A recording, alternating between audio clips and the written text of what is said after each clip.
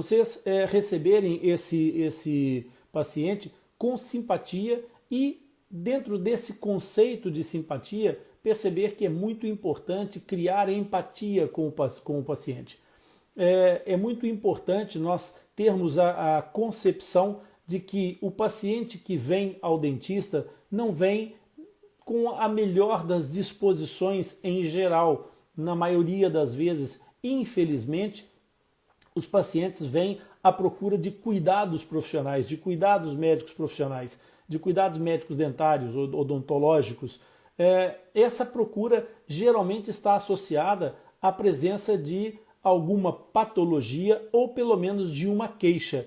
Então é muito importante nós recebermos esse paciente com um sorriso, um sorriso que não é obviamente uma gargalhada, não é um exagero de forma, mas dentro desse acting, dentro dessa performance que nós temos que ter enquanto profissionais, nós devemos nos cercar de alguns cuidados de gerar exatamente um bom ambiente. Essa empatia na saudação que é trazida com um sorriso, o sorriso ele tem é uma arma poderosíssima e que geralmente reflete coisas positivas que você vai acabar por colher um pouco mais tarde.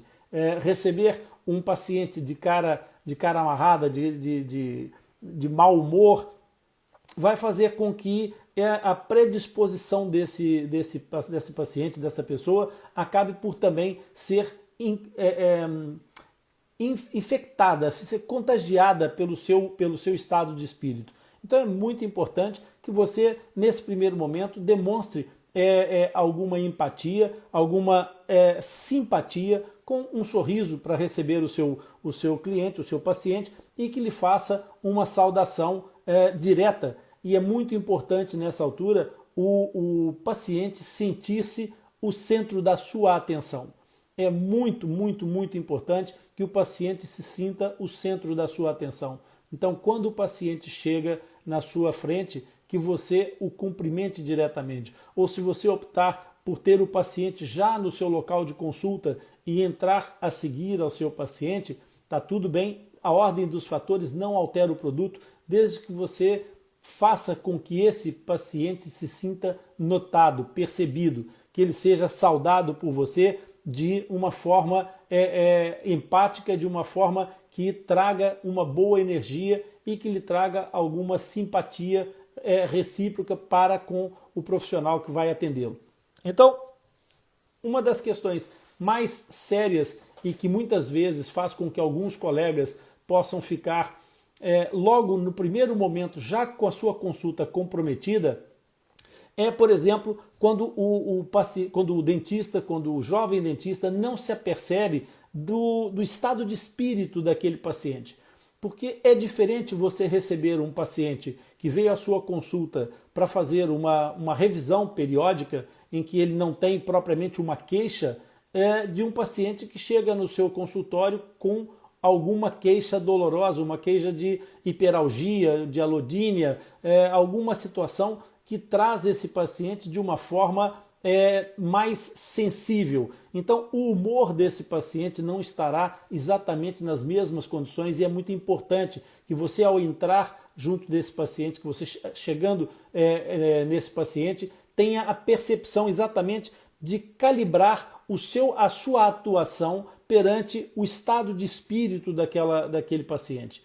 E, obviamente, saber também calibrar esse seu acting, essa sua performance profissional, de acordo com o paciente que você tem à sua frente. Você tem que ter alguns cuidados no sentido da própria linguagem, da forma de falar, da forma de entonar as suas explicações e as suas perguntas que você vai inevitavelmente começar a fazer, de acordo com a faixa etária desse paciente. Não é a mesma coisa tratar uma criança do que tratar um jovem. O adolescente não se vai compadecer contigo em relação a um tratamento demasiado infantilizado.